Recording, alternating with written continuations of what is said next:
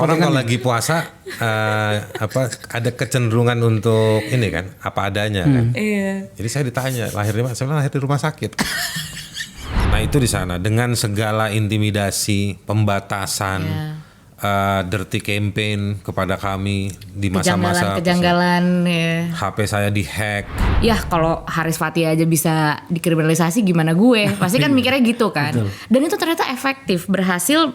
Yang dimana di dalam surveinya SafeNet aja bilang 62% orang takut untuk berbicara. Jika menyalahgunakan kewenangannya, kita harus kritik. Betul. Persoalannya kan kritik dianggap sebagai hinaan. Itu dia. Dianggap sebagai cemara. Celahnya di situ. Iya. Batasannya nggak ada. Peradaban kita belum pada sebuah konsensus sosial dan konsensus politik untuk mengatakan oke, yang ini boleh, ini enggak. Perempuan itu akan semakin kuat ketika mereka dilemahkan.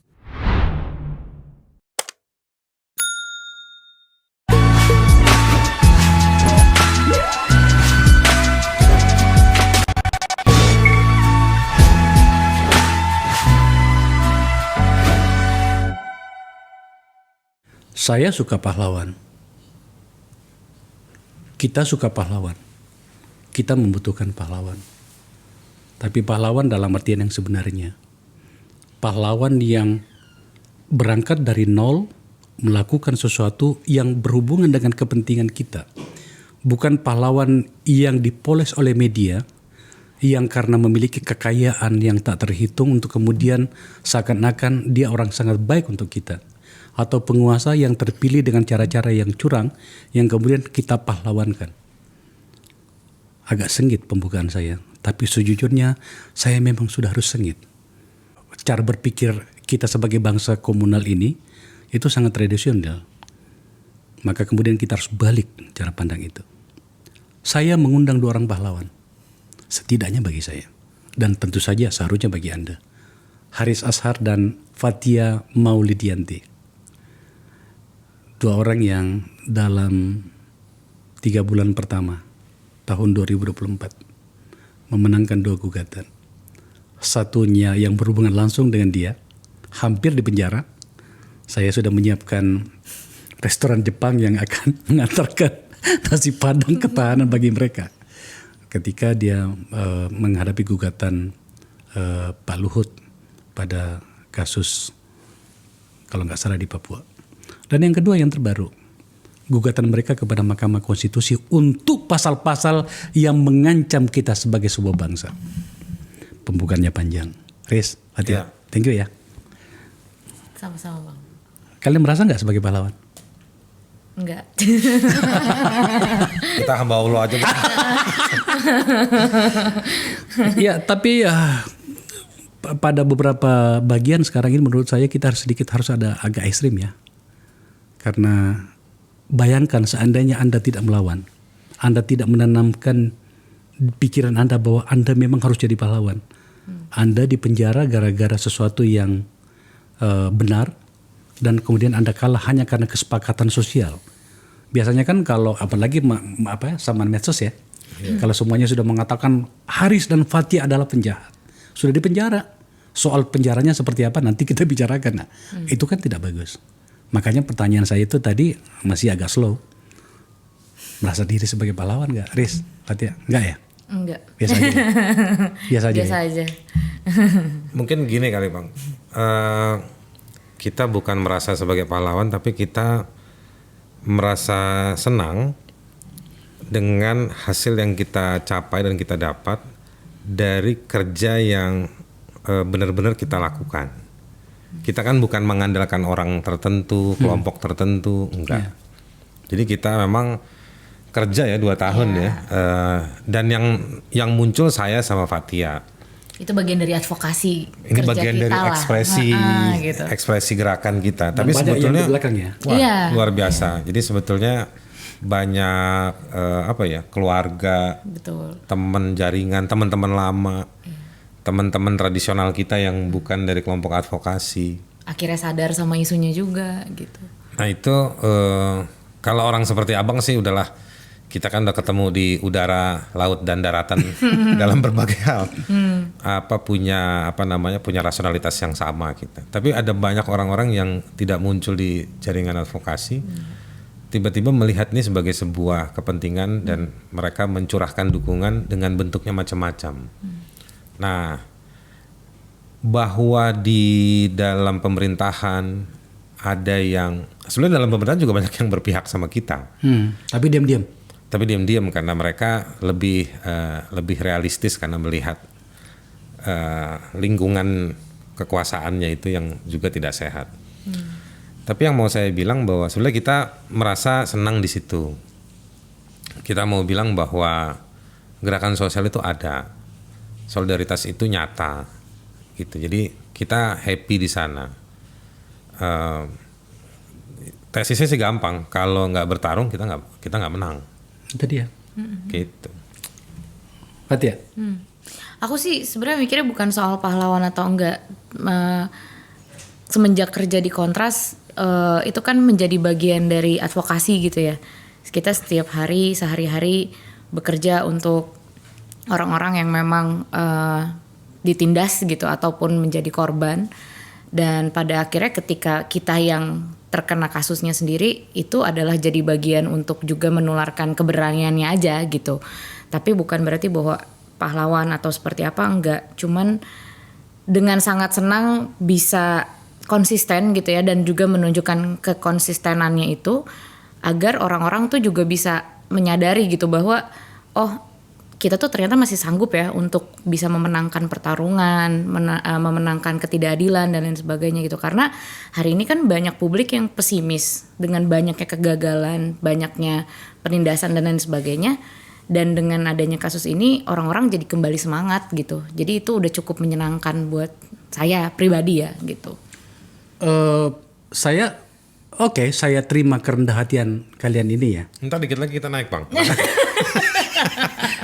ya, tapi yang saya mau katakan begini. Katakanlah pada case ini, pada situasi ini, saya ingin memaksa kalian untuk berpikir bahwa kalian adalah pahlawan. Ini sebenarnya saya bangun sebagai antitesa dari sebuah pikiran yang sudah mulai kita yakini sebagai sebuah keyakinan komunal bahwa pahlawan itu yang seperti ini. Katakanlah ini kan baru selesai pemilu nih. Ada seorang yang sangat kaya datang membagi-bagi duit. Baik sekali nih orangnya nih. Kayak sinterklas gitu ya. Padahal sebenarnya orang ini sedang bersiap untuk merampok negara atas nama kewenangan dan jabatan yang dimilikinya. Dan seterusnya. Maka saya ingin melalui forum ini mau saya paksakan tentang pikiran pahlawan itu agar kemudian ditonton oleh anak cucu kita bahwa pahlawan itu ternyata seperti ini.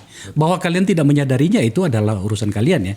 Tetapi menurut saya harus kita bangun situasi itu, bro.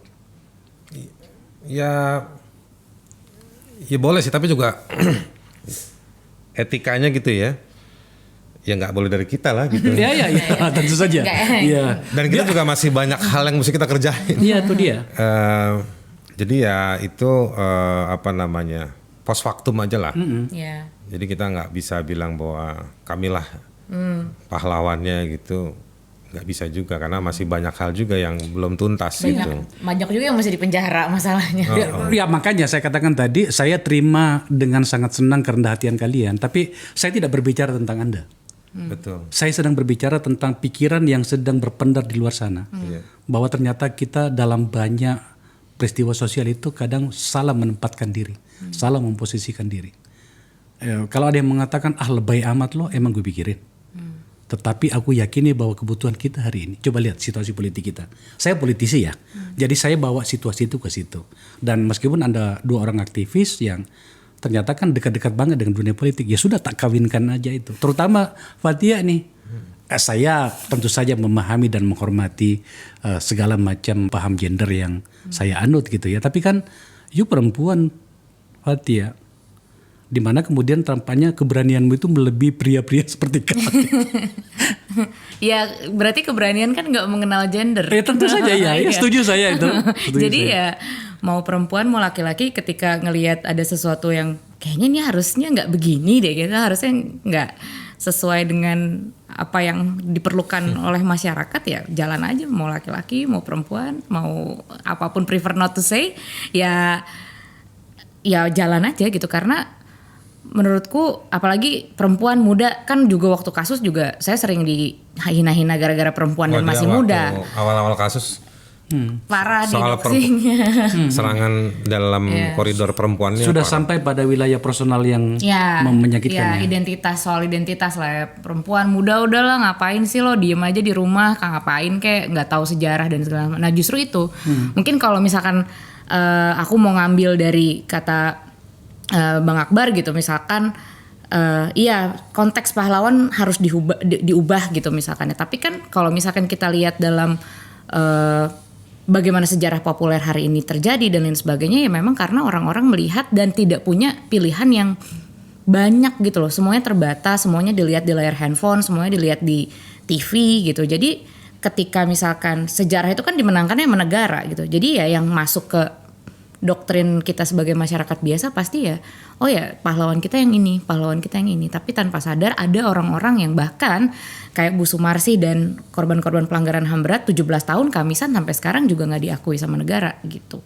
Jadi kalau balik lagi ke soal isu gendernya, ya banyak banget perempuan yang ngelawan Bang. Dan walaupun di penjara dan apapun itu, di dalam penjara pun mereka masih memobilisasi keberanian mereka. Dan aku bukan apa-apa, maksudnya nggak ada kecil-kecilnya lah, nggak ada biji sawinya lah, karena kita di luar gitu dan kita masih punya banyak privilege untuk bisa kesana kemari gitu. Tapi banyak orang yang jauh lebih parah dibandingkan dengan kita gitu. Ya, oke. Lagi-lagi sebuah kerendahan hati. Kerendah hati ya. Abis ini naik. Iya, makanya tak naikkan sekarang.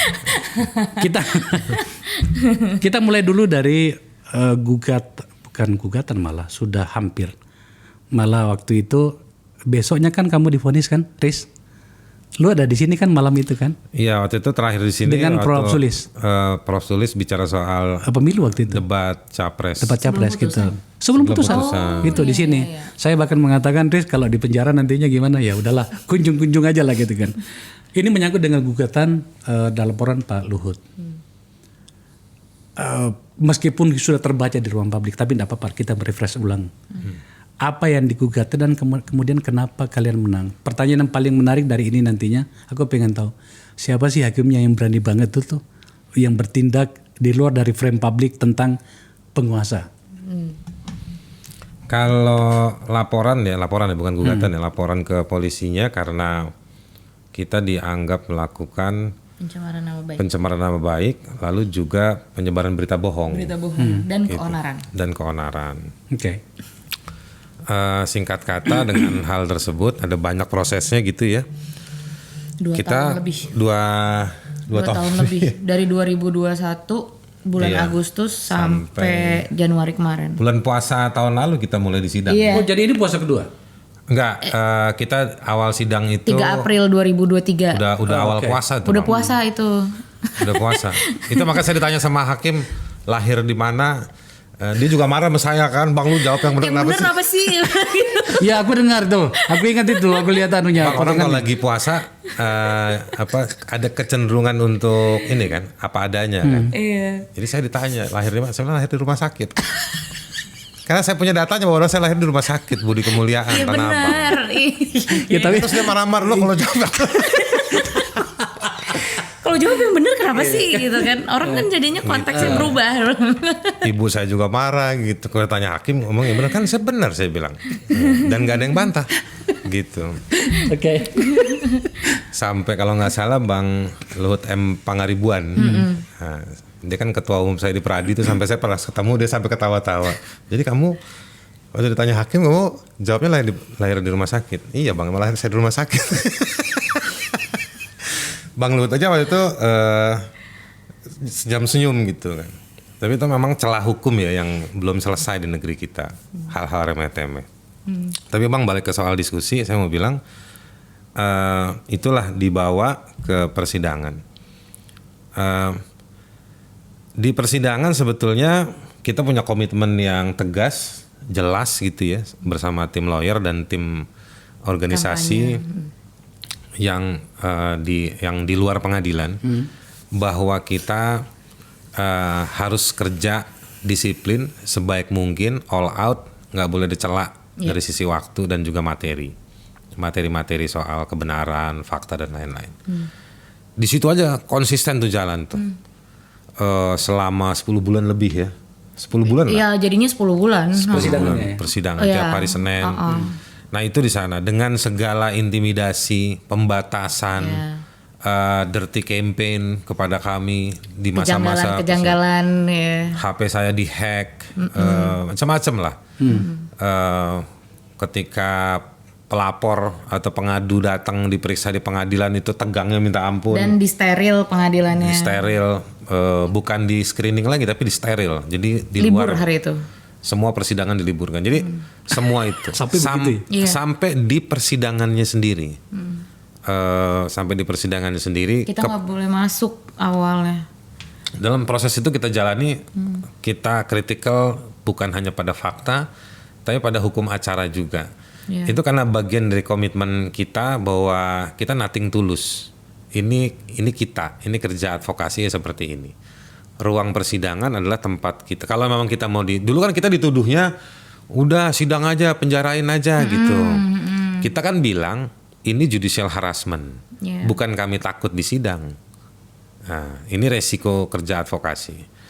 Tapi nggak boleh negara menggunakan fasilitasnya. Kan sebetulnya Iya. negara menggunakan alatnya untuk mempersekusi orang kan juga itu sebuah kejahatan. Iya.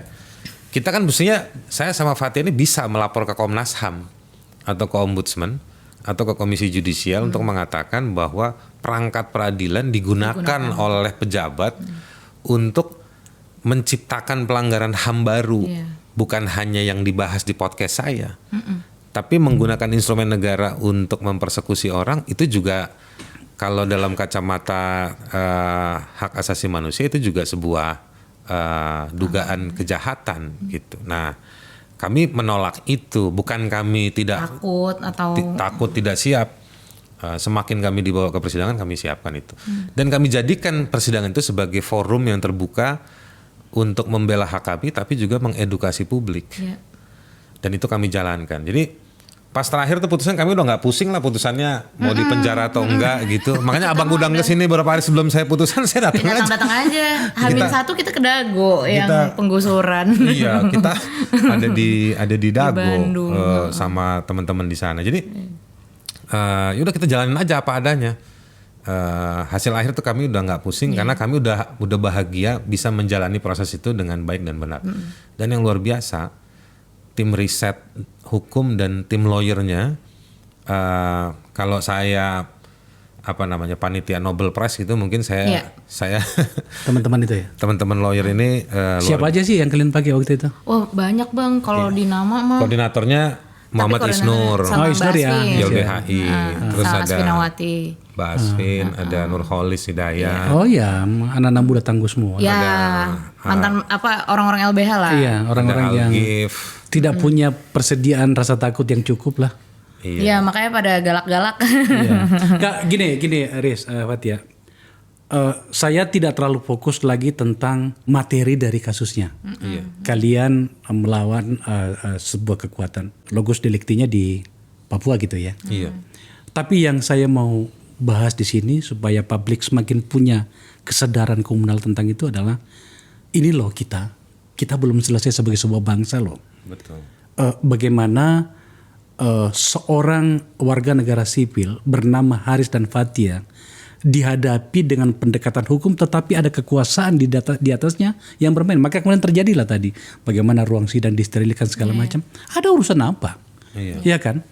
Nah, kemudian juga tentang bagaimana berproses di situ. Itu yang saya mau elaborasi di sini bahwa dari kalian berdua dari kasus ini kita bisa mengatakan wahai rakyat Indonesia jangan khawatir, masih ada loh ruang kalau kita mau memperjuangkannya. Itu loh maksud saya. Itu poinnya Bang. Menurut saya gini, yang saya happy dengan proses yang setahun terakhir ini adalah sampai yang terakhir di putusan MK juga ya. Adalah yuk kita kerja advokasi secara lebih paripurna lagi. Saya nggak bilang sempurna ya, tapi lebih paripurna dalam artian Disiplin gitu. kita punya fakta, yuk kita uji. Kita sampaikan, termasuk juga kita harus siap diserang. Iya. Tapi intinya dari semua itu kan cuma soal siapa yang memulai dan siapa yang menerima. Tapi menciptakan ruang proses itu dan kita menjalani proses itu. Nah, menurut saya bangsa ini bisa lebih baik dalam pendekatan perspektif warga ya. Dari sisi kalau teorinya itu partisipatoris gitu. Partisipatoris actionnya itu adalah kita warga semua menjalani proses advokasi itu. Tidak harus yang high profile isu seperti saya, Fathia, teman-teman di YLBHI, ICW, Kontras, Greenpeace, enggak. Di isu-isu yang ada di lapangan, di lokal, kalau mereka mau sabar, mau kuat dikit, ini penting. Dari itu modal untuk menjalani itu proses. Yang saya maksud. Jadi warga itu harusnya berkecamuk dalam artian advokatif di banyak tempat. Itu yang akan mendeterminasi, mendemarkasi si yang mau kita bahas itu politisi-politisi yang punya kelas oligarki masing-masing itu. Oligarki kan gak cuma di nasional doang gitu. Kalau saya lokal juga banyak. Ada, gitu. Saya membagi kalau oligarki itu ya, Bang Akbar ya. Ada oligarki yang nggak muncul. Iya. Ada yang the real oligark itu. Lalu ada yang besar-besar yang dia punya banyak kepentingan tapi dia yang muncul. Lalu dia menjadi inspirator atau menjadi komandan bagi operator-operator di bawahnya. Lapis ketiga udah. Lalu ini di bawahnya nih ada banyak tuh. Banyak nih. Termasuk kelas centeng juga ada di situ tuh nantinya. Ada. Macam-macam lah itu udah bentukannya. Makin bawah sebenarnya makin serem karena makin banyak rupa-rupanya sebetulnya bentuk-bentuknya. Itu dia kenapa sampai kemudian ini penting untuk kita bahas. Orang akan mengatakan Haris Fathia menang, belum Justru selesai sampai di situ. Justru belum gitu kan. doang. Itu yang saya maksud. Jadi bagaimana kemudian pikiran ini harus kita bangun. Barangkali bahkan kita sudah melewati tahapan kalah dan menangnya. Tapi bagaimana kesepakatan untuk berproses secara benar dalam platform bernama kebangsaan itu. Iya. Fathia, apa catatan? Karena gini Bang, aku tadi mau nambahin juga. Jadi tadi ya soal ruang proses yang penting untuk diklaim sama warga sebenarnya gitu. Selama 10 tahun terakhir ini kan politik kewargaan ini agak-agak lemah kan. Sebenarnya bukan dalam artian bahwa banyak tapi tidak terlalu terkonsolidasikan menjadi satu. Dia tidak sinergi gitu. Ditambah juga dengan ruang masyarakat sipil yang sempit gitu kan. Autokratik legalismenya juga muncul. Orang takut gitu. Ditambah dengan itu tadi kasus-kasus kriminalisasi yang menyasar pada orang-orang yang dalam tanda kutip punya pengaruh secara nasional, misalkan begitu. Dan ternyata itu cara berhasil.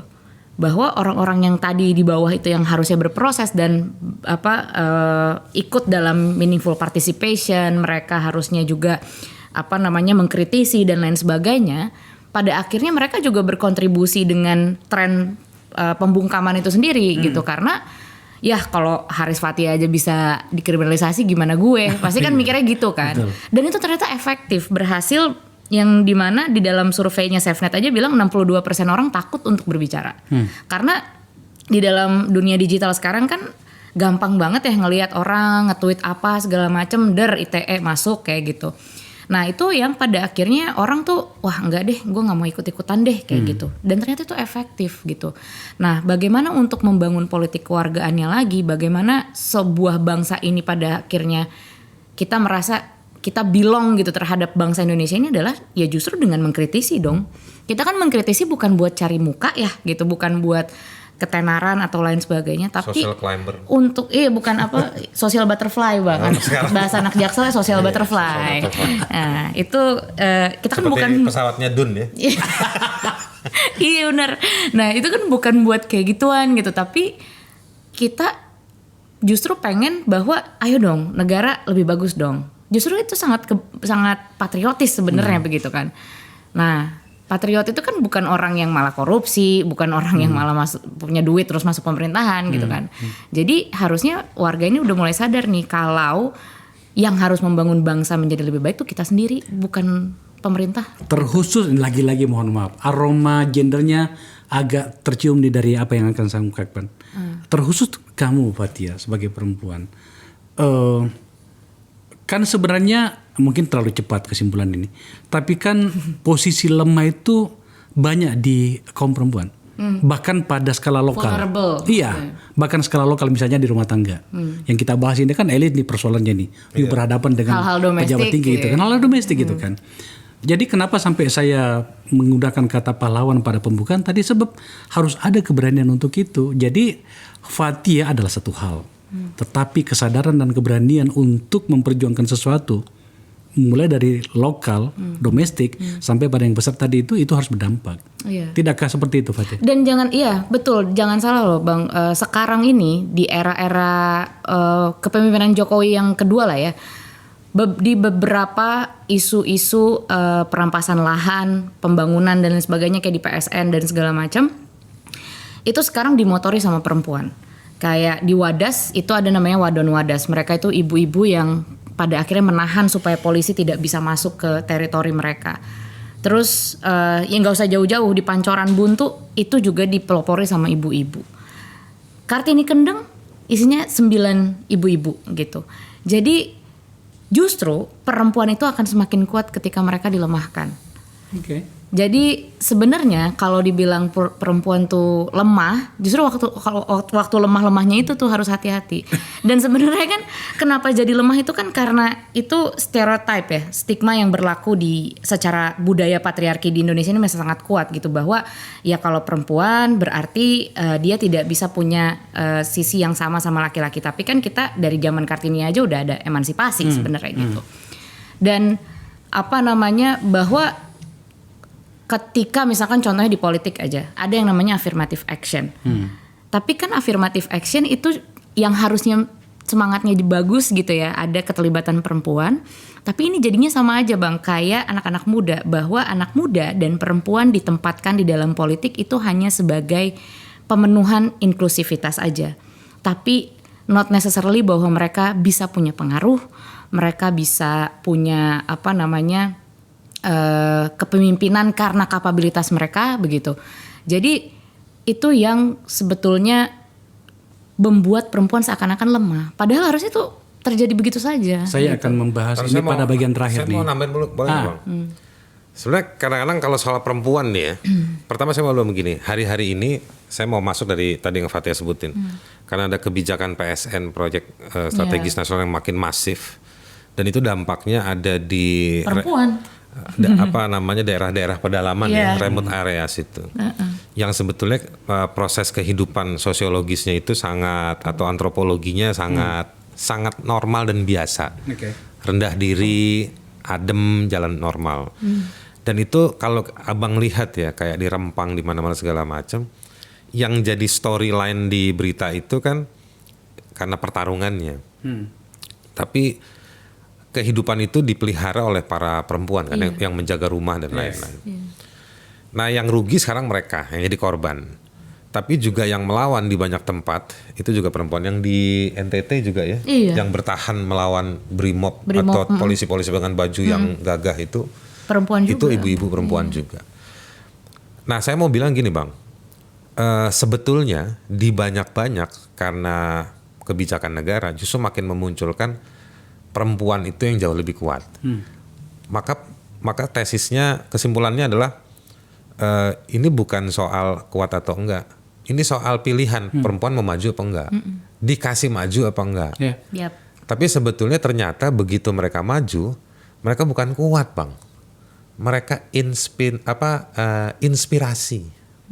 Mereka menginspirasi. Gitu, keberaniannya, narasinya wah kuat-kuat kalau ngomong, tajam-tajam segala macam. Laki-laki bisa bilang mati kita. Perempuan aja kayak gitu, apalagi kita gitu. Jadi sebetulnya kadang-kadang saya cuma mau bilang kita kejebak pada pembagian publik dan privat. Iya kan? Seperti kritiknya Hegel itu kan.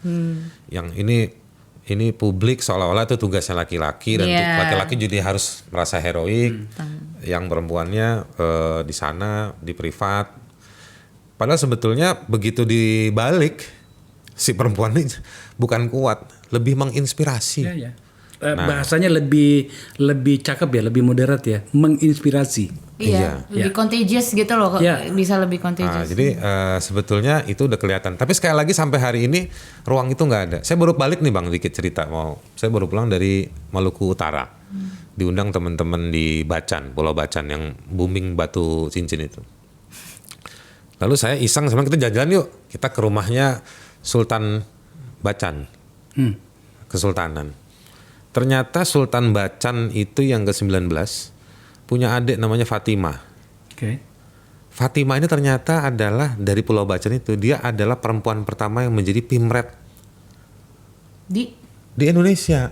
Oh, oke. Suara keraton apa gitu, kawin sama Raden Mas Tirto yang dibahas oleh Oh iya. yang Iya, dibahas iya, iya. dibahas Oh, oleh dia, siapa nih? iya. Pramudia.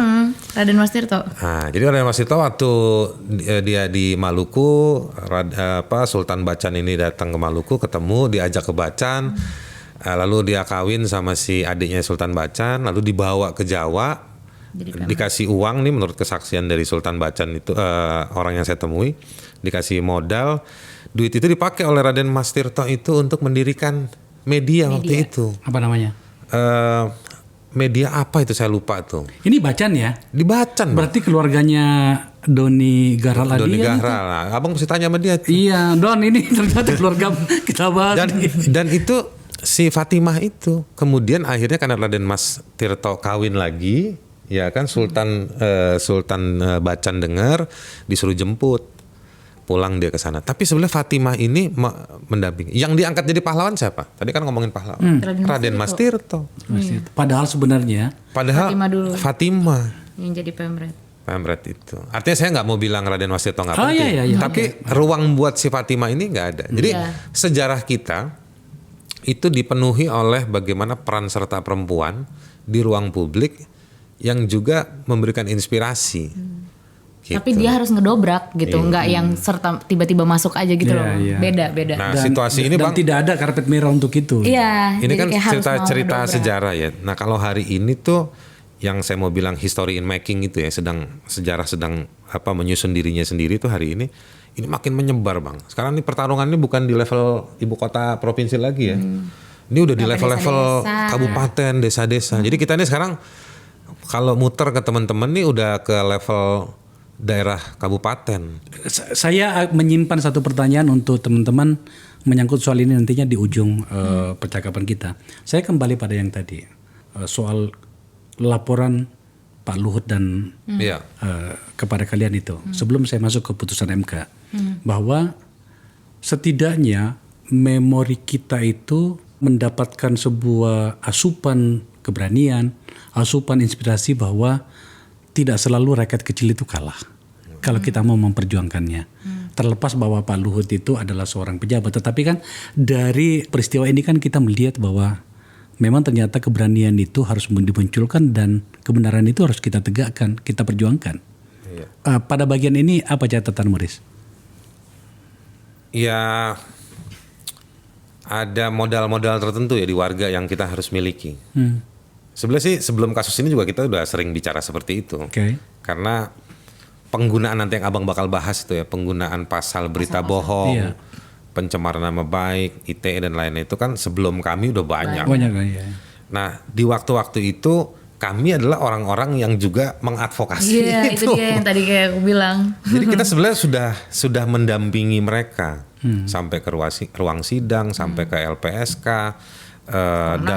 Komnas HAM, strategi mengamankan secara psikologi, secara fisik dan lain-lain itu sudah kami lakukan bertahun-tahun sebelum kasus kami sendiri. Nah, kami selalu bilang bahwa ya memang ada resiko waktu, tenaga, psikis untuk berani melawan kelelahan. Kadang berani, tapi kadang-kadang nih kan Bang mesti tiap minggu, tiap dipanggil apa segala macam. Nah itu mesti dijalani. Dan juga soal argumentasi yang kadang-kadang kita udah anggap nih udah tahu lah. Kok lu kagak paham sih? Tapi kita mesti omongin lagi sama si polisinya. Itu yang bikin capek. Kadang-kadang polisinya juga udah ngerti Bang, cuman ya gimana Abang ngerti lah kan kita lah begitu juga kan.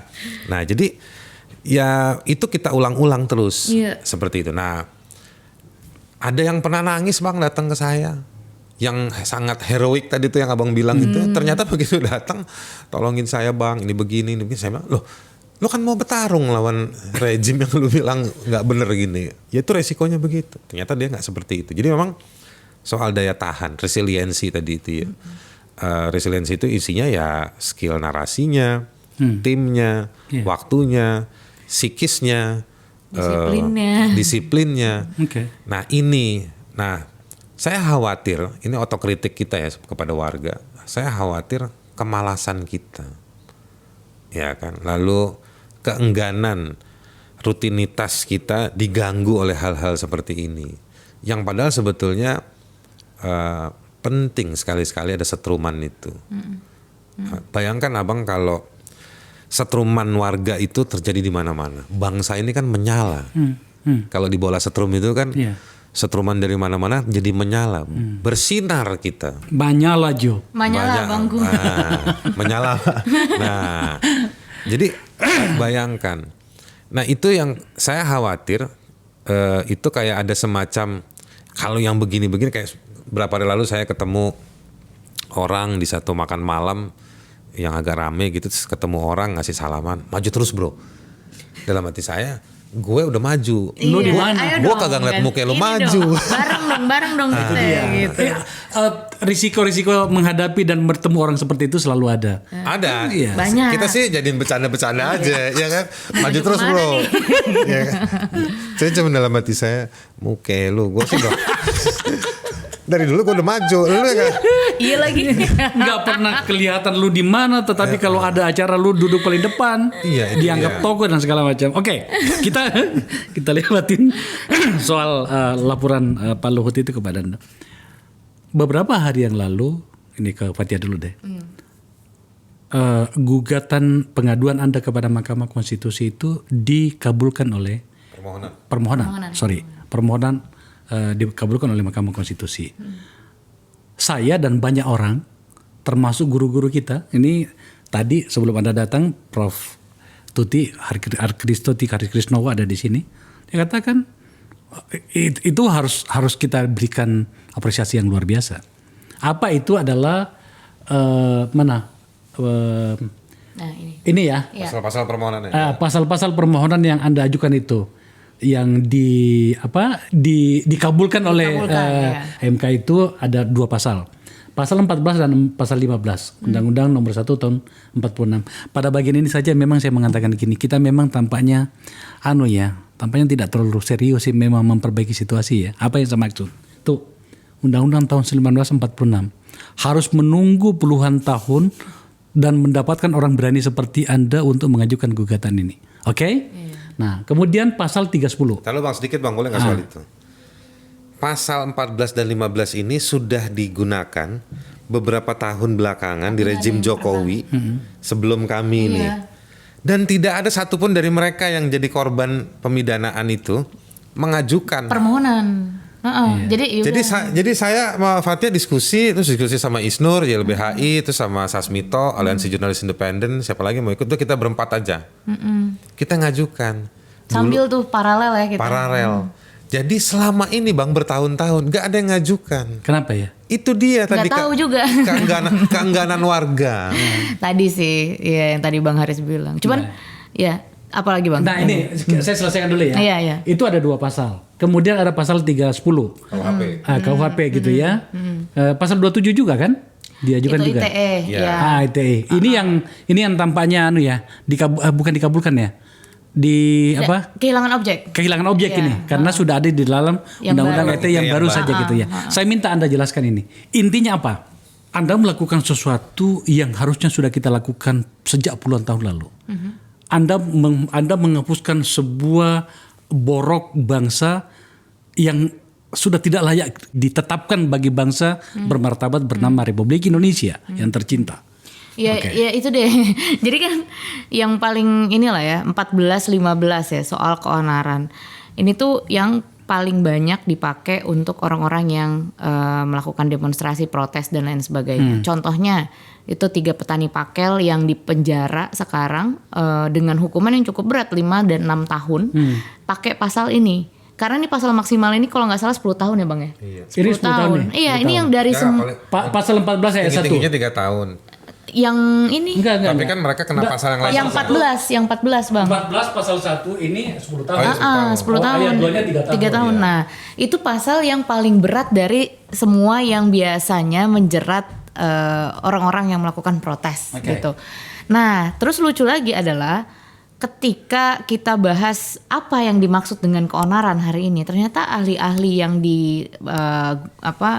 hire lah oleh jaksa gitu ya, dipanggil oleh jaksa itu tuh menganggap bahwa keonaran itu bisa cuman dinilai dari komen sosial media doang, Bang. Perdebatan di komentar. Iya, lah namanya negara demokrasi, perdebatan terjadi itu biasa gitu kan. Karena sebenarnya kan marwahnya pasal 14-15 ini adalah waktu zaman kolonial Belanda itu untuk meredam suara-suara pribumi yang menghancurkan Dipakai oleh nama kolonial untuk memberontak kayak pemerintahan gitu. yang baru menyatakan merdeka. Betul. Jadi ya lucu gitu ketika DPR bilang KUHP yang baru ini anti kolonial, ya ini ada gitu. Walaupun memang betul di KUHP yang sekarang udah nggak ada nih pasal keonaran ini gitu. Tapi ternyata masih dipakai untuk warga Pakel contohnya gitu.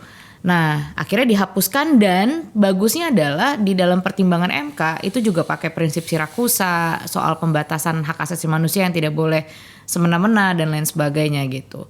Nah, kalau yang Tunggu dulu, pasal 14-15 dulu. Ini juga termasuk untuk media ya? Iya.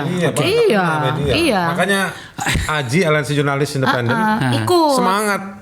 Lebih sering dia ikut sidang daripada kami. Benar, karena kita sambil sidang juga kan. Jadi kayak, Nah, si Sasmito itu rajin. Dia bilang ini dua pasal ini yang sering menjebak teman-teman jurnalis di lapangan. Paling banyak ini yang ini. Oke, jadi ini satu masalah selesai. Iya. Oke. Ini masalahnya nih, Bang. Tambahin dikit, Bang. Ini jadi gini nih. Di saat negara dalam proses legislasi, hukum kan dua, legislasi dan judisial. Oke. Di proses legislasi sedang membangga-banggakan KUHP yang baru itu penting untuk muncul, mendelegitimasi semua produk lama. Iya. Ya kan, ini kan ikutannya Tapi kan si ini KUHP. Iya.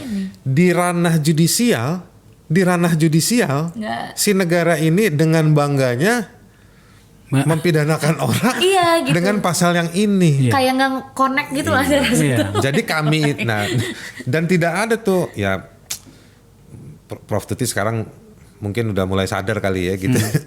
Tapi ketika lagi membahas gitu ya, banyak ahli-ahli hukum itu nggak ada tuh yang merekomendasikan bahwa ini harus digugurkan, ini harus digugurkan, ini harus digugurkan. Nggak automatically terjadi. Iya. Nunggu kami dipidana dengan Terus duit harus, negara. Ya, negara mengeluarkan uangnya untuk mempidanakan kami. Iya. Baru kami bawa. Terus kita juga harus ngajuin permohonan juga bayar ya. Kalau bagian ini saya tidak sedang membela Prof Tuti ya, tapi kan itu pembahasan di DPR, itu tahu sendiri kan. Pemerintah hanya satu suara, oke? Iya, Tapi kan ini fraksi-fraksi ini kan ada, yang sekarang kan ada 9 suara tuh, 9 fraksi tuh. Itu aneh-aneh sendiri tuh kadang-kadang gitu. Tapi pas di MK sih pendapatnya DPR bagus. Untuk soal pasal 14-15. Taufik Basari ya? Yang datang Taufik Basari kalau nggak salah. Ya Taufik kan dia karena aktivis kali ya. Ya. Dia alam pikirnya sama lah. Tapi dengan logo DPR menyatakan bahwa 14-15 ini memang sudah kehilangan konteksnya. Nah, oke. Nah sekarang kita masuk pada pasal yang lain. Terutama sekali ada gugatan kalian itu di permohonan kalian itu. Karena ternyata itu sudah ada undang-undang ITE yang ternyata tuh ya lebih mematikan. Nggak terlalu ekstrim ya bahasanya. Iya, memang begitu. Oke, coba dipenjelaskan apa pasal 30 permohonan kalian itu dan pasal 27 itu seperti apa dan 45? Bang Haris tuh yang bisa ngejelasin. 27 ayat 3 dan 45 ayat 3. Sebenarnya ini banyak lah ya. Nah, 28 juga masih ada, sebenarnya masih banyak tuh di ITE. Cuman gini, kita ngambil yang ini. Jadi kalau putusannya MK adalah sudah kehilangan objek bahasanya. Ya. Frasanya itu. Karena berubah. Karena waktu kami ajukan masih undang-undang ITE yang lama nih. Betul. Ya kan? Masih undang-undang ITE yang lama. Di akhir-akhir tahun lalu ada diskusi lah yang saya ingat nih ya. Ada perkembangan di dunia digital online dari sektor ekonomi dan bisnis. Perjudian, lalu soal tata kelola, sistem digitalisasi dan lain-lain. Perlu ada penyesuaian. Yang kedua, kan ada KUHP yang baru. Nah, saya ngomong dulu KUHP yang baru nih, Bang. Oke. Di KUHP yang baru itu soal larangan pemidanaan penghinaan itu bisa terjadi. Kan kita lawan nih, nggak boleh dong negara merasa dihina. Negara itu kan instrumen. Akhirnya dipaksakan penghinaan itu tetap bisa ada sebagai pemidanaan, tetapi jika terkait dengan institusi atau lembaga-lembaga negara yang disebutkan dalam Yang 8 institusi lembaga. negara itu. Apa saja sih? Ya Mahkamah Agung, DPR, Kepresidenan, MPR, DPD, Komisi Judisial, kayak gitu-gitu. Nah, Iya, tunggu dulu. Saya pun sebelum kita tinggalkan isu ini, saya pun heran kenapa harus ada lembaga negara itu. Katakanlah untuk DPR saja. DPR itu memang harus dimaki-maki kalau bermasalah, bro. memang Lah iya makanya kenapa kemudian si pembuat undang-undang, saya tidak terlibat loh. Meskipun sejak dari awal saya juga terlibat pada revisi KUHP itu, tapi tidak sampai pada pasal ini. kalau seandainya- menurut saya nih ya, Ha? itu eufemistik aja. Selama tidak menghina lembaga-lembaga negara yang ada dalam konstitusi. Karena kita kan waktu itu berdebatnya nih, kelompok-kelompok yang mengkritik ini semua, teman-teman yang mengkritik ini semua, kita bilang bahwa lembaga-lembaga itu adalah penyelenggara kepentingan publik. Iya. Jika menyalahgunakan kewenangannya, kita harus kritik. Betul. Persoalannya kan kritik dianggap sebagai hinaan. Itu dia. Dianggap sebagai cemara. Celahnya di situ. Iya. Batasannya nggak ada. Peradaban kita belum pada sebuah konsensus sosial dan konsensus politik untuk mengatakan oke, yang ini boleh, ini enggak. Nah, dalam banyak kasus datanya SafeNet sekali lagi menunjukkan tren pemidanaan yang kritik dianggap sebagai penghinaan dan pencemaran selalu muncul dari para pejabat negaranya itu sendiri. betul. Padahal isi kritik yang kemudian dibilang hinaan dan pencemaran itu terkait dengan kebijakan mereka. Iya, tupoksi dia di situ. Kita tidak pernah, atau teman-teman yang kemudian dilaporkan dituduh itu tidak pernah bicara soal hidungnya kenapa dia Nggak ada. Iya, iya. kayak gitu ya. Kenapa kalau ngomongnya begini nggak pernah Nggak ngomong pernah. begitu. Kita bicara soal kebijakan Kinerja. atau penyalahgunaan wewenangnya. Nah, tapi kenapa saya bilang eufemistik bahasa itu ya, penghalusan bahasa? Karena kemudian ditutup dengan selama bukan lembaga-lembaga yang ada dalam konstitusi, ya sama aja. Kan kita debat ya, presiden itu harus dikritik. Iya dong. Itu resikonya sistem presidensial. Betul.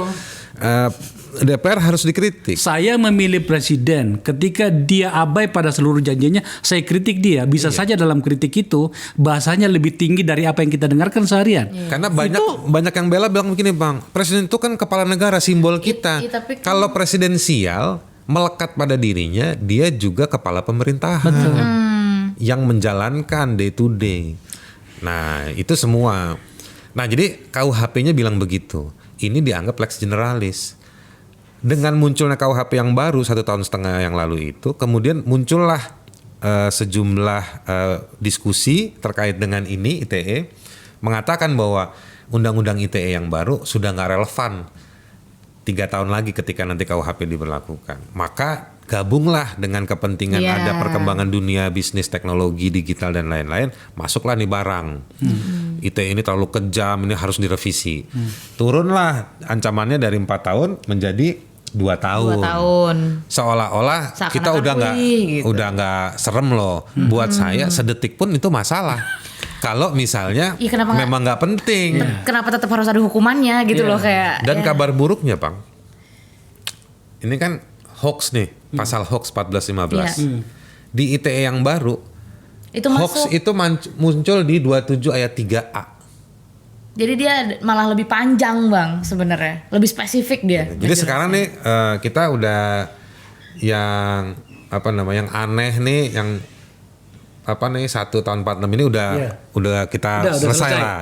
Udah. Tapi celah itu ada sekarang di 27 ayat Dan 3. itu kemudian yang permohonan kalian itu yang Dibilangnya apa sih istilahnya itu? Kehilangan objek. Kehilangan objek. Ya memang benar sih. MK, hukumnya mah.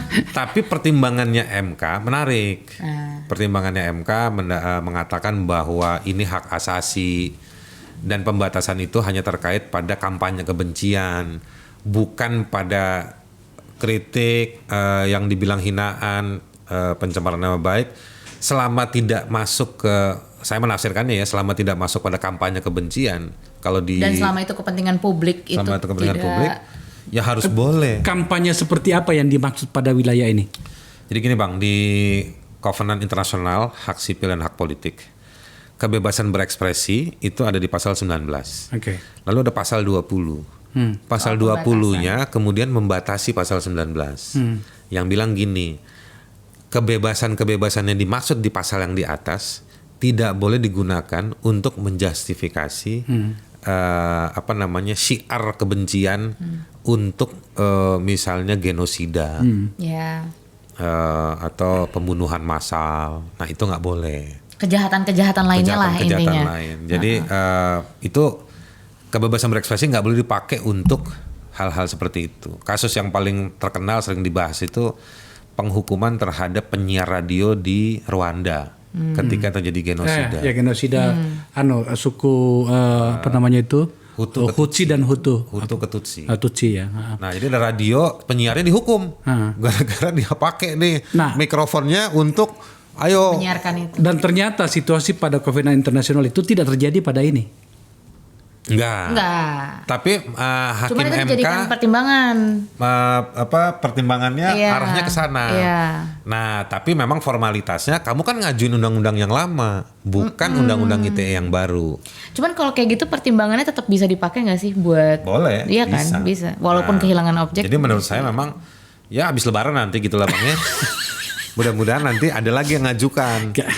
Gitu. Karena si hoax tadi itu pindah ke Itu dia. 27 ayat 3A tadi Iya. itu. Artinya gini, Gocek-gocek kan kita dia tidak kehilangan objek kan ketika diajukan lagi ke MK kan? Enggak. Takutnya itu tidak ada ruang lagi untuk menggugat itu. Bahwa kalian mengatakan ya biarkan kita lebaran dulu lah kan? Atau mungkin orang lainnya akan mengajukan. Paling nggak kita ya kami berdua, YLBHI, Aji, dan banyak teman-teman yang jadi lawyer ya, ada Temis, LBH Masyarakat yang ikut semua rame-rame di situ. Itu semua kita udah patungan untuk memunculkan argumentasinya MK. Gitu. Ya kita senang juga lah ya ketika MK itu rame soal paman. Nah, paman-paman yang lain di MK sekarang dan tante satu gitu itu udah mulai mengembalikan argumentasi-argumentasi yang layaknya. Yang logik ya. Iya, dan bagus kok. Makanya ya maksudnya walaupun di Eropa udah itu perdebatan 100 tahun yang lalu kali ya. Kita baru ngomongin prinsip Sirakusa hari ini 2024. Setidaknya tidak ada kata terlambat lah. Benar gitu. Nah, artinya gini. Ada harapan pasal bukan termasuk pasal karet sih sebenarnya ya. Pasal-pasal ini ya, baik 30, 310, 27 dan 45 ini ada ruang nantinya untuk betul-betul diuji kembali. Bisa. Dengan bungkusan undang-undang ITE yang baru. Iya. Tapi argumentasinya udah patungan argumentasi sudah muncul di MK. Karena seharusnya itu Anda sabar sedikit mengajukan ini ya. Ternyata nggak bisa Bang. nggak bisa karena waktu itu lagi sengaja kita paralel agar sebenarnya bukan buat kita doang tapi karena emang lagi banyak kan kasus langsung. Tapi kalian waktu itu tidak tahu bahwa ternyata ada proses di Nggak tahu. Sudah undang-undang ITE yang baru itu sudah akan disahkan gitu. Kita nggak tahu bahwa itu ternyata terjadi. Prosesnya cepet. Iya. Draftnya kita tahu ada. Tapi Karena kemudian juga diomonginnya sama koalisi juga kan. beberapa teman-teman mantau, beberapa teman-teman mantau draft itu di DPR. Tapi kan itu yang idle ya, diem aja tuh draft, nggak ada di mana, nggak di mana. Tiba-tiba begitu akhir tahun, blok maju, disahkan. Dan itu tertutup. Jadi kan sempat ada beberapa kali RDPU, saya sempat ikut sekali. Terus abis itu tiba-tiba bulan Desember dibilang kita akan tertutup dari sini prosesnya. Jadi kita nggak tahu lagi tuh setelah kita kasih. Ada pasal loh Bang di undang-undang ITE yang baru, pemerintah ya, bukan lembaga judisial. Pemerintah itu punya kewenangan untuk menutup satu akun. Jadi kalau misalnya Akbar Faisal uncensored ini mau ditutup, langsung mereka tutup. aja. Nah, jadi nanti pengadilannya dari abang. Kenapa saya ditutup? Iya, kayak ormas gitu loh yang tiba-tiba itu, bisa. Jangankan begitu sudah terjadi 2 kali kok, itu kita diretas kok 2 kali di sini. Iya, tapi kan itu kan non-hukum ya. sabotase. Sabotase non-hukum. Nah, nanti ini negara bisa dengan secara terbuka, legitimate. Terus mereka bilang tutup. Nah, itu dia. Coba lihat ya. Nah, kita bermain angka deh sekarang nih. Ini kriminalisasi pasal karet dan kebebasan berpendapat. Memang harus dikhawatirkan sih. Coba lihat pada bagian ini. bagian sebelah kiri ini.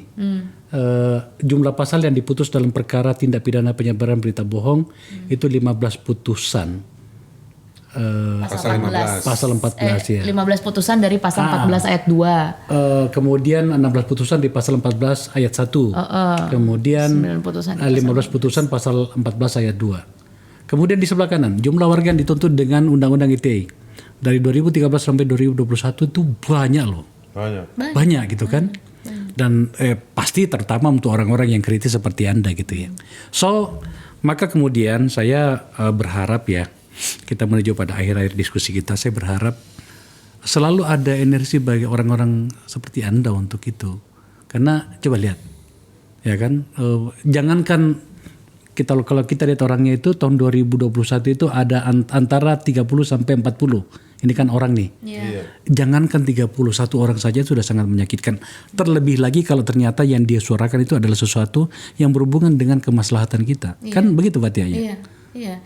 Karena kan gini, selama ini ya di dalam UU ITE kan yang kena nggak cuman kayak kita ya, yang kita versus pejabat misalkan gitu, tapi banyak orang-orang, contohnya Ibu Baik Nuril, dia seorang guru, dia curhat sama temennya bahwa dia kena kasus pelecehan seksual dari kepala sekolah tempat dia bekerja. Iya, di NTB itu ya? Betul. Oke. Malah dia yang kena pidana, ya kan? Maksudnya banyak di ITE itu kasusnya kecil-kecil gitu loh Bang, yang orang nggak tahu gitu, tapi bikin takut gitu kan. Bahkan di Makassar aja ada orang anggota DPRD yang kena UU ITE juga gitu.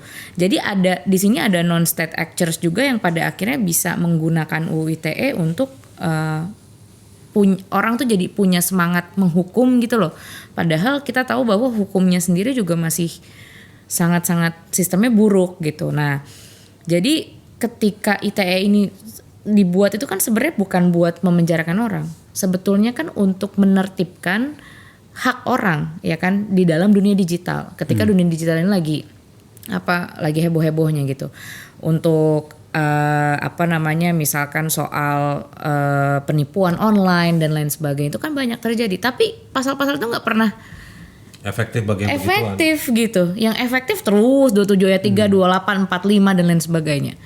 Ya orang kalau zaman Orba diserang, diculik, kalau sekarang ya ITE inilah yang menjadi ininya. Dan herannya itu adalah para otoritas hukum kita, dalam hal ini para penegak hukum itu kok tampaknya semakin fasih dan canggih mempersoalkan orang-orang kritis seperti Anda itu. Dan padahal ada SKB 3 Menteri yang mengatur soal pembatasan penggunaan UU ITE. Sebetulnya SKB 3 Menteri itu di Judicial Review kemarin ada. Kita minta kepada MK itu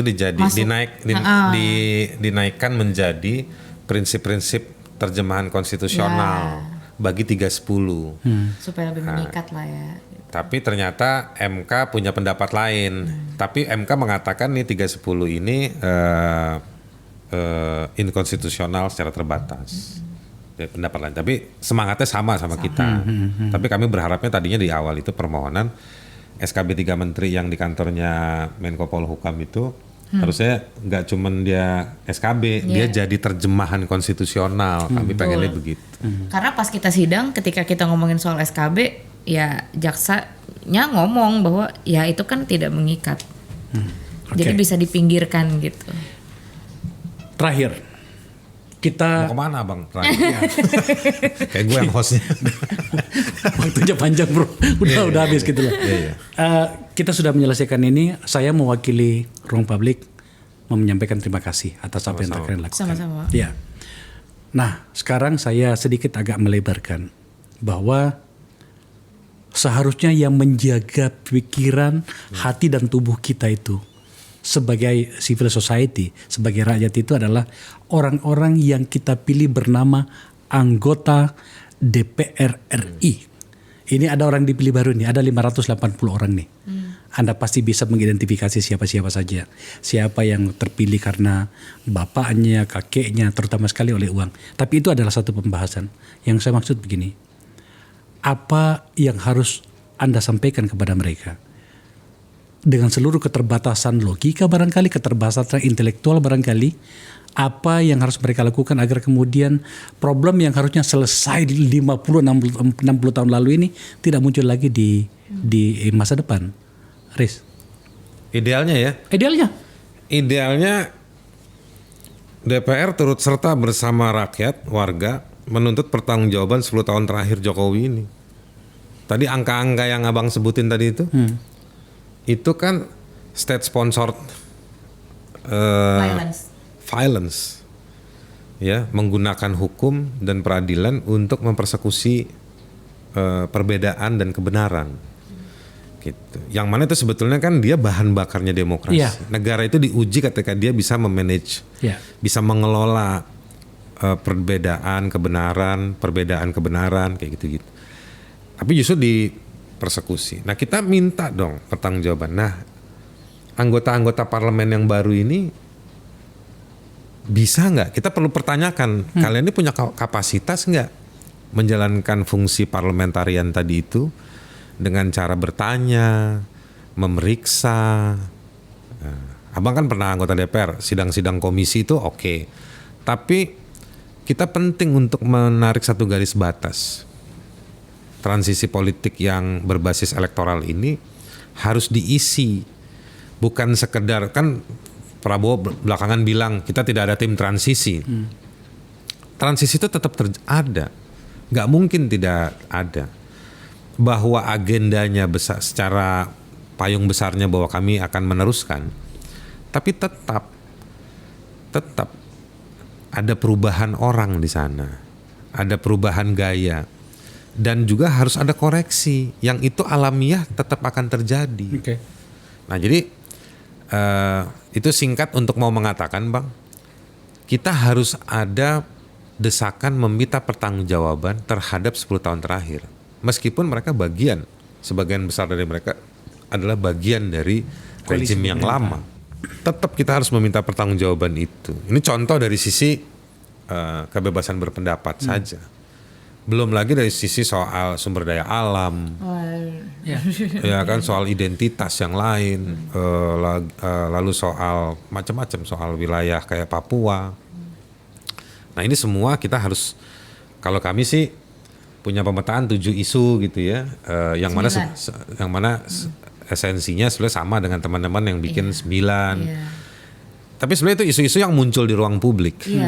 Selama beberapa tahun terakhir. Yang harusnya bisa dibahas sama orang-orang di 580 kursi ini. Saya dalam beberapa ke depan ini akan mendorong itu. Makanya saya mulai dulu dari sini. Jadi mereka ini harus diuji, bahwa kita dengar lah ya, bahwa mereka itu memobilisasi hal-hal tertentu yang di luar dari kehalalan untuk meraih kemenangan. Tapi itu dilema kita. Makanya tadi sejak awal saya tanya sama Abang, idealnya seperti itu. Tapi kalau realnya bahwa mereka harus mengembalikan uang, biaya, waktu, energi yang mereka dapat dengan cara-cara yang tidak konstitusional, yang ilegal, ya susah. Jadi makanya penting untuk kita bersama banyak teman yang lain menghidupkan kewarasan dan partisipasi warga, yang dengan kritiknya terhadap warga yang harus lebih menyetrum lah gitu, Bang. Menyetrum secara konstitusional yang sah, bukan ngawur-ngawuran yang tidak punya referensi. Kita tetap harus mengaktifkan warga itu. Dan menurut saya ini kesempatan, bukan cuma di anggota parlemen saja, tapi juga dengan segala dilematis kita dengan latar belakang Prabowo, kita juga minta Prabowo berani nggak dia melakukan koreksi itu terhadap pemerintahan Jokowi, yang dimana dia juga ada dalam situ. Karena kalau yang begini-begini mereka tidak mau melakukan, ya saya orang yang percaya bahwa bumi, air, udara, dan penduduknya itu yang akan kena dampak dari praktek mengembalikan biaya, dan mereka nanti dengan penderitaannya akan teriak. Iya, itu yang kenapa sampai saya berkali-kali mengangkat isu ini. Ke Fathia, pertanyaan yang sama, dan lagi-lagi mohon maaf, ini bukan karena faktor gender ya. Saya belum punya datanya berapa perempuan yang terpilih, tapi kayaknya lebih banyak. Ada bahkan di daerah itu perempuannya itu lebih dominan dibanding laki-laki yang terpilih sebagai anggota DPR. Maka tentu saja mau tidak mau kita lagi-lagi harus melemparkan atau memberikan harapan agar kemudian mereka mau bersikap. Fathia. Ya pertama aku nambahin soal yang tadi dulu ya, bahwa kalau kita melihat partai zaman dulu gitu ya, itu kan di dalam kaderisasinya masih punya ideologi politik gitu loh. Orang mau masuk partai itu karena ideologi politiknya. Di dalam kaderisasinya masih diajarin ideologi misalkan marhanisme atau apa begitu kan. Jadi mereka punya nilai gitu, mereka punya idealismenya sendiri gitu. Ada tujuan partai yang tidak hanya secara ekonomi tapi harus dipenuhi secara stance politik mereka. Makanya ada oposisi ya kan, ada yang mereka merupakan penguasanya, ada oposisinya. Nah kalau sekarang kan kabur Bang, semuanya bisa jadi bergabung menjadi satu.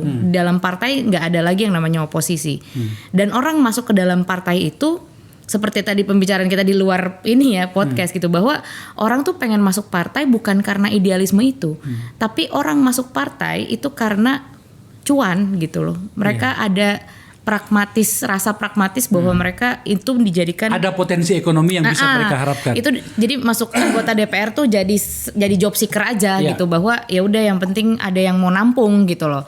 Tanpa adanya idealisme soal politik tadi harus seperti apa, nggak punya imajinasi kenegaraan, ke rakyat itu harus kayak gimana, karena tujuan utamanya adalah kekuasaan. Apalagi belum ditambah dengan orang-orang seperti yang tadi Bang Akbar bilang bahwa orang masuk karena bapaknya, karena ibunya, karena keluarganya, dan oligarki kecil itu akhirnya tumbuh di sini.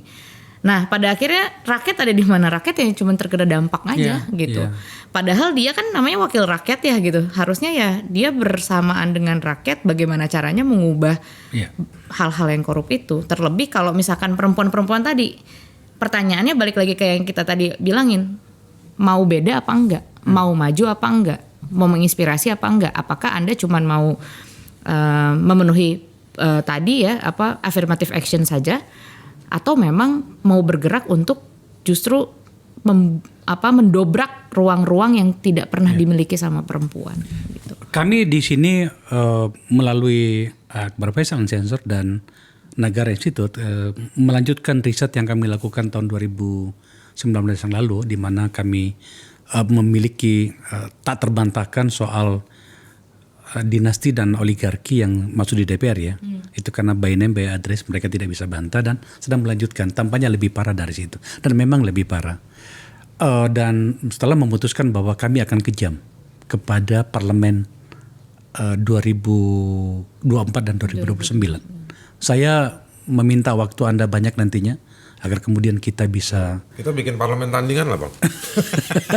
Ya, kenapa tidak? Tetapi pemirsa, sekaligus saya ingin spill di sini bahwa tadi di luar saya, Haris dan Fathia telah menyepakati dan sudah saya sampaikan pada beberapa orang tokoh, kita akan membuat sebuah forum di mana forum ini akan menyiapkan semacam policy brief atau apalah, sebuah paper.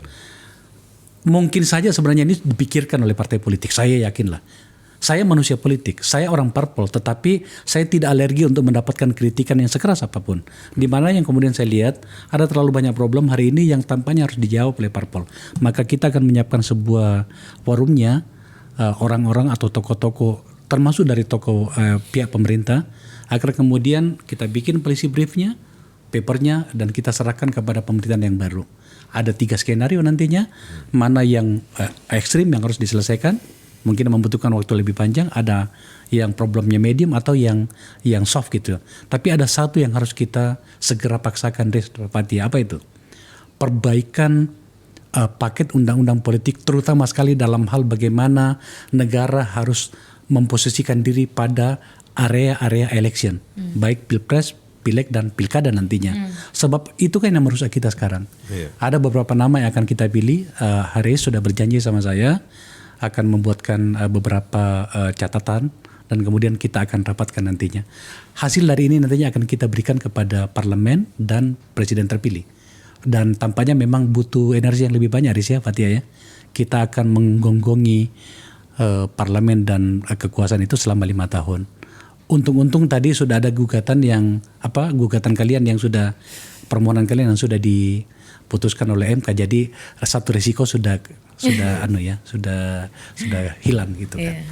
Itu diskusi saya dengan teman-teman saya ini, para pahlawan yang saya sebutkan tadi. Beberapa waktu ke depan tampaknya selama 5 tahun ini mereka akan sering ada di sini.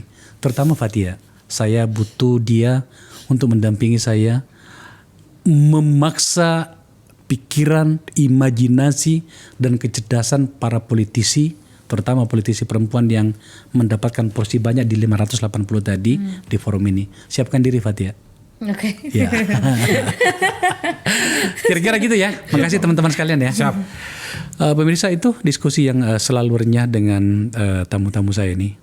Dan ada banyak ternyata yang harus kita lakukan. Terima kasih telah menyaksikan acara ini.